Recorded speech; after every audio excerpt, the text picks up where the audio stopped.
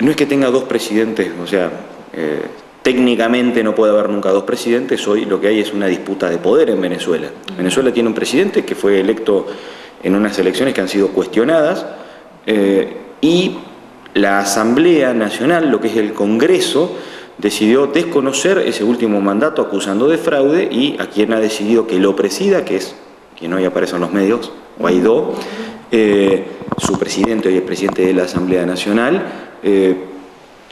por la Constitución ha sido ungido por la oposición como el presidente. Lo que hay, repito, es una disputa de poderes que radica un poco más atrás de estas últimas determinaciones. El presidente, si se quiere, electo Maduro,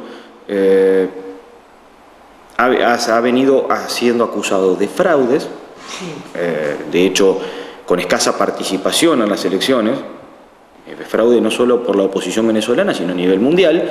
Esto no lo podemos desconocer, tenemos que tener en cuenta, e incluso una escasa participación. Las últimas elecciones que hubo en Venezuela, que fueron las municipales, hubo un 25% de participación del padrón, y tampoco ese 25% lo votó en su totalidad Maduro. En una coyuntura así, donde no hay participación popular porque la propia ciudadanía descree su sistema, donde una inflación arriba del 1.000.000 anual, o sea, en la Argentina estamos en una olla a presión con un 47% de inflación en el último año, imagínense 1.000.000 anual, donde un trabajador gana menos de 800 pesos al mes, donde comprar la comida diaria puede llegar a costar entre 2 y 3 salarios mensuales de un venezolano, es inviable, donde la pobreza asciende a por encima del 87% en Venezuela, cifras reales, no de la oposición venezolana. Esto hace que la propia oposición venezolana, apoyada por gran parte del pueblo, tome la decisión de pedirle la renuncia al presidente. Ante esa situación y el no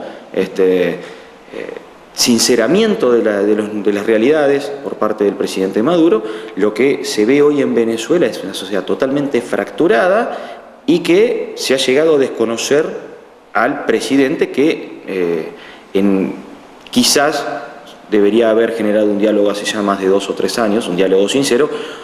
Hoy lo que se le está pidiendo es la renuncia. Yo, para que se entienda, Irene, vamos a hacer un paralelismo para que la gente lo comprenda, porque en esto no se puede tener medias tintas tampoco. Uno tiene que ser respetuoso de las instituciones, como abogado uno lo promueve. Lo que hay que traerlo, por ejemplo, imagínense esto.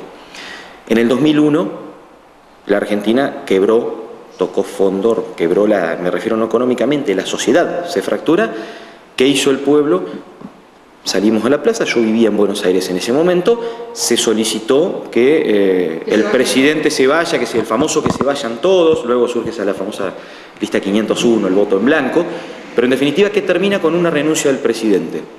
Esta situación en Venezuela es similar, con la diferencia, y por eso acá hay un agravante, y uno a veces se asusta de cuando desde determinadas posturas se defiende aún esta intransigencia del gobierno venezolano. Se apoyan, primero, que el gobierno venezolano se sigue apoyando a los militares. En Venezuela mandan los militares, esto es histórico, siempre ha mandado el ejército. Para un argentino entender que el ejército mande nos lleva a épocas nefastas que hubiese pasado si en el 2001 quien era presidente de la RUI hubiese sacado el ejército a la calle. Hoy tendría el título de genocida bien puesto. Bueno, acá Venezuela manda el ejército. De hecho, es lo único que sostiene el presidente Maduro, porque el pueblo no lo sostiene. Segundo dato a tener en cuenta, y muy importante, es difícil hablar de un presidente democrático como Maduro cuando uno de sus últimos actos de gobierno fue el año pasado, fines del año anterior, 2017, disolver la Asamblea Nacional electa por el pueblo donde no tenía mayoría.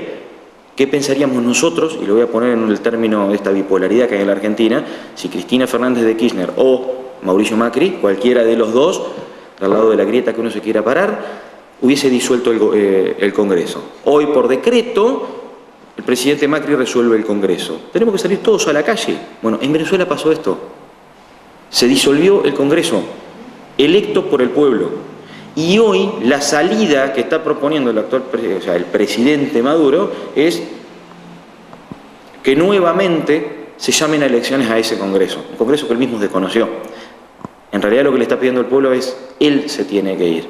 Lo que termina pasando entonces, para resumirlo, es Venezuela, hoy no sé si tiene dos presidentes, el presidente sigue siendo Maduro, o sea, en esto también hay que ser claro, lo que hay es una oposición que ha desconocido ese mandato, un pueblo que ha desconocido ese mandato, y el mundo entero ha decidido no tener ningún tipo de contacto con el actual presidente, por eso ha hecho ese acto de reconocer a Guaidó. No sé si hasta ahí Pero esto no va a perjudicar más al pueblo venezolano porque se le han congelado cuentas, se le han en muchos lados, o sea, esto puede terminar muchísimo peor. A ver, hoy ya está pasando y hace mucho tiempo que el pueblo venezolano se está mandando, el gobierno de Maduro, y ya desde la época de Chávez, tiene armado las milicias urbanas, armando la ciudadanía. Volvemos a lo mismo, traigámoslos para que la gente entienda a nuestra sociedad. ¿Qué hubiésemos dicho si Cristina Fernández o Mauricio Macri entregan armas a sus militantes? Realmente acá nos hubiésemos rasgado las vestiduras. Luego de esto nos vamos a encontrar sí que el pueblo venezolano está totalmente fracturado, dividido, ya hay una violencia, ya se están viendo hechos de violencia con asesinatos y crímenes en las calles de ambas partes. Seguramente se va a generar mayor privación al pueblo venezolano con estas medidas. No hay términos medios.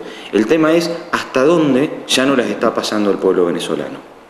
Lo que ha decidido la comunidad internacional es no reconocer a Maduro.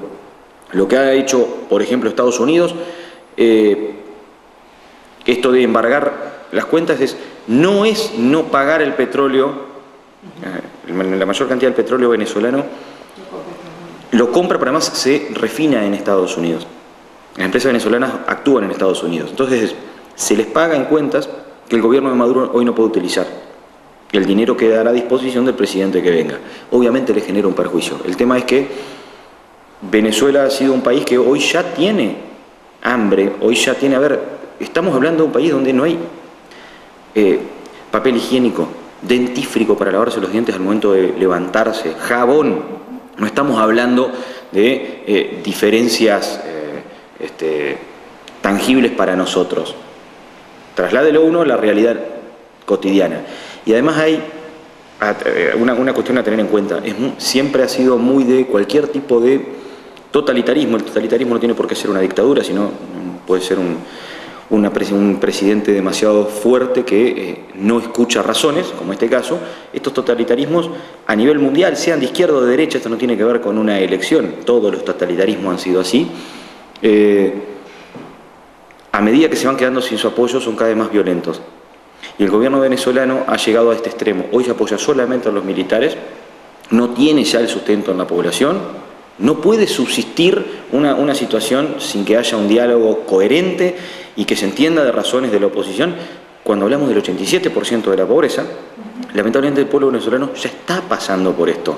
Que haya 3 millones de venezolanos fuera, y se habla que en los próximos años, si esta tendencia sigue, van a ser 6, o sea, se duplicaría el número fuera de su país. ¿Qué diríamos nosotros? Ni en el 2001 se fueron tantos argentinos de nuestro territorio. Entonces, ¿por qué vengo a la historia argentina? Para que la gente lo entienda, que acá hay que ser muy claro. Sí tiene que quedar algo también puntualmente aclarado. El solicitar un diálogo, el buscar una salida democrática de esto, no quiere decir que haya que apoyar una intervención armada.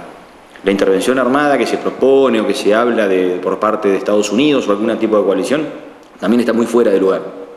La violencia no se suele combatir con la violencia. Y una intervención armada sería un retroceso para cualquier democracia en Latinoamérica.